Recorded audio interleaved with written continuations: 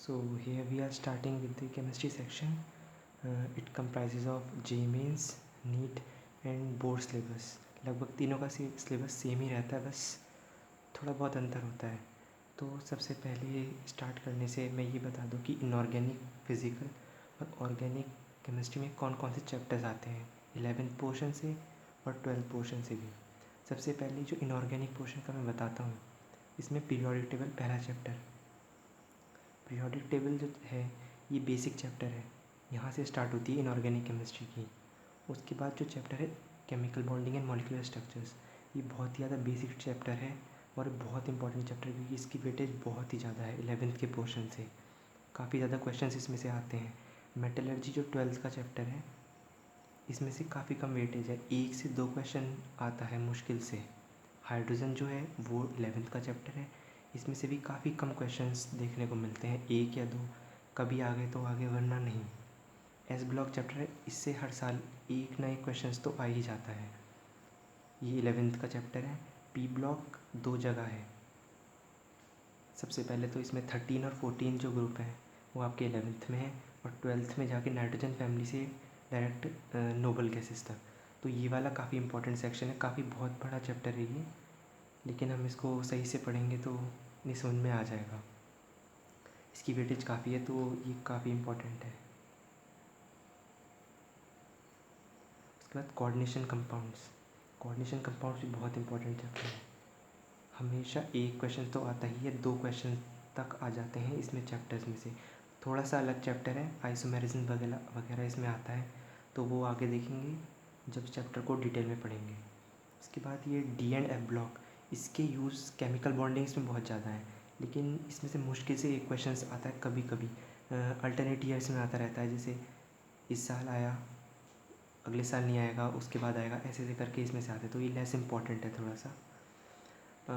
Physical chemistry की बात करें तो मोल कंसेप्ट, ये बहुत ही ज़्यादा बेसिक चैप्टर है. इसकी चीज़ें जो हैं वो आगे जाके चैप्टर्स में यूज़ होंगी. जितने फिज़िकल केमिस्ट्री के चैप्टर हैं वो यहाँ से स्टार्ट होते हैं. मोल कंसेप्ट आपको अच्छे से आना चाहिए क्योंकि इसकी चीज़ें जो हैं हर चैप्टर में यूज़ होती हैं, हर चैप्टर में फिज़िकल केमिस्ट्री की. स्ट्रक्चर ऑफ एटम, ये भी बहुत इंपॉर्टेंट चैप्टर है क्योंकि इसमें जो आप ऑर्बिट्स ऑर्बिटल्स की जो नॉलेज गेन करते हैं वो काफ़ी सारे चैप्टर्स में यूज़ होती है. यहाँ तक कि जो केमिकल बॉन्डिंग मैंने आपको चैप्टर बताया था उसमें इसका यूज़ है स्ट्रक्चर ऑफ एटम का, तभी ये पहले पढ़ाया जाता है. स्टेट्स ऑफ मैटर, काफ़ी कम क्वेश्चंस आते हैं इसमें से, 1 या 2 तो आते ही नहीं है, 1 ही आता है मुश्किल से, वो भी. थर्मोडायनेमिक्स और इक्विलिब्रियम, ये दोनों बहुत इंपॉर्टेंट चैप्टर हैं. 11th के चैप्टर हैं ये सारे, अभी आपके जितने भी हैं सारे 11th के. रिडॉक्स रिएक्शन थोड़ा कम इम्पॉर्टेंट है, काफ़ी कम क्वेश्चंस आते हैं, लेकिन ये दोनों चैप्टर्स जो हैं इनसे सबसे ज़्यादा क्वेश्चंस आपको देखने को मिलेंगे, सबसे ज़्यादा इन दोनों में से. अब जो बाकी चैप्टर्स आते हैं वो 12th सेक्शन से.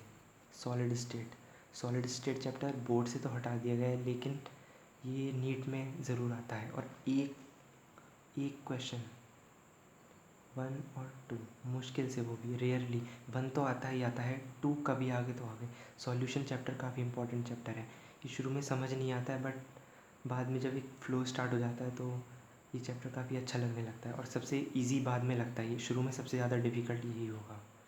इलेक्ट्रोकेमिस्ट्री, ये थोड़ा सा अलग है चैप्टर, जो आपने अभी तक नहीं पढ़ा है. 11th में जो बच्चे नहीं पढ़ते हैं वो 12th में पढ़ते हैं. ये 5 चैप्टर 12th के हैं, इसके भी अच्छे खासा वेटेज है. इस सारे जितने भी चैप्टर्स हैं 4 के 4.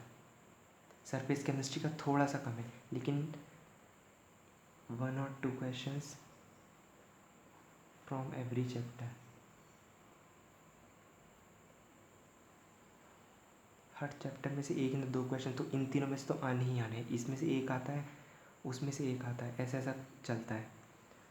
और अब बताऊँ मैं ऑर्गेनिक केमिस्ट्री का, तो ये जो चैप्टर है some basic principles and techniques, ये बहुत इंपॉर्टेंट चैप्टर है, मोस्ट इम्पॉर्टेंट. ऑर्गेनिक केमिस्ट्री की स्टार्टिंग यहीं से होगी.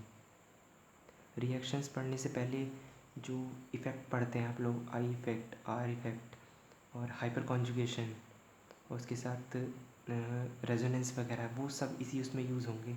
और यहाँ से ही सब कुछ स्टार्ट होता है ऑर्गेनिक केमिस्ट्री में, क्योंकि ये चैप्टर तुम्हें रिएक्शंस को कैसे अप्रोच करना है वो सब बताता है. उसके बाद हाइड्रोकार्बन्स, ये दोनों ऑर्गेनिक केमिस्ट्री का पार्ट बहुत ज़्यादा कम है 11th में। तो ये 3 चैप्टर है, ये तो बहुत ही कम, रेयरली बहुत ही कम क्वेश्चन इसमें से आते हैं। बोर्ड में भी नहीं ये बोर्ड तो 12th में होता नहीं है, 11th में भी बहुत कम क्वेश्चंस बोर्ड में देते हैं, ऐसे आते ही नहीं हैं इसमें से एग्ज़ाम्स में। हाइड्रोकार्बन्स और इसमें से अच्छे खासे क्वेश्चंस आते हैं नीट में भी और बोर्ड में भी। कार्बन भी बहुत इंपॉर्टेंट चैप्टर है। अब उसके बाद ये 1 2 3 4 5 6 7 ये सारे चैप्टर 12th के हैं। 12th की पूरी आप की एक बुक है ऑर्गेनिक केमिस्ट्री की, तो उसमें ये जो 4 चैप्टर्स हैं इसमें से 1 और 2 चैप्टर, 1 और 2 questions from every chapter. Her chapter में से 1 या 2 क्वेश्चन तो एक तो आना ही आना है, सब में से आएगा। और इन चारों में से देखें तो सबसे ज़्यादा जो इम्पोर्टेंट है वो ये वाला चैप्टर है। बोर्ड्स में सबसे ज़्यादा इम्पोर्टेंट ये वाला है क्योंकि इसकी रिएक्शंस बाकी सब में यूज़ होंगी। बायोमोलिक्यूल्स ये बच्चे 11th में भी पढ़ते हैं बायोलॉजी में, तो ये अगर केमिस्ट्री के उस पर देखें तो बहुत ही कम वेटेज है इन दोनों का। एक क्वेश्चन तो हर बार आता ही है, questions every year. Chemistry in everyday life, इसमें से भी एक क्वेश्चन तो हमेशा ही आता है, ज़्यादा भी आ सकते हैं।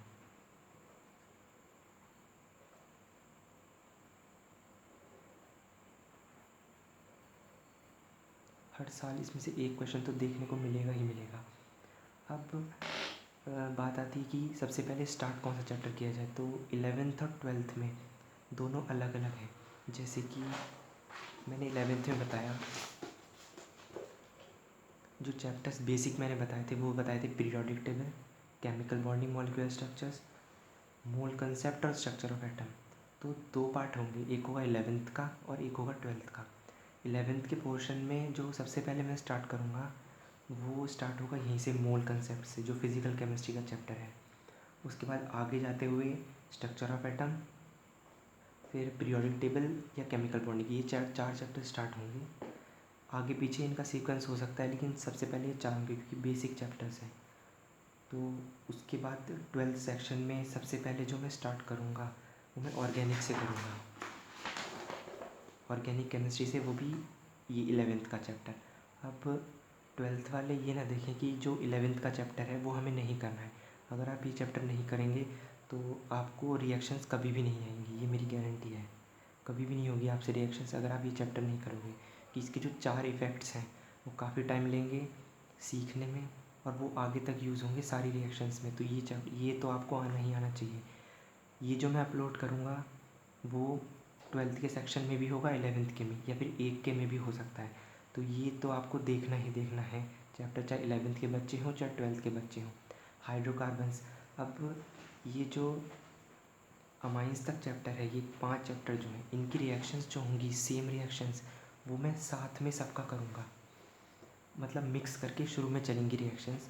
उसके बाद जो चैप्टर्स में बची हुई रिएक्शंस है वो हम चैप्टर वाइज अलग अलग करेंगे, लेकिन आपका सीक्वेंस बिल्कुल सही हो जाएगा।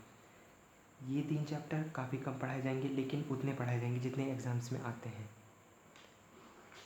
तो सबसे पहले वही ऑर्गेनिक स्टार्ट होगी 12th के सेक्शन में और ये 4 चैप्टर स्टार्ट होंगे 11th के सेक्शन में। तो सबसे पहले जो 11th वाले बच्चे भी हैं वो ये वाले देखना चैप्टर्स। 11th वाले स्टार्टिंग में ये वाला चैप्टर बिल्कुल नहीं देखेंगे, 12th वाले पढ़ेंगे क्योंकि 12th का सिलेबस अलग है।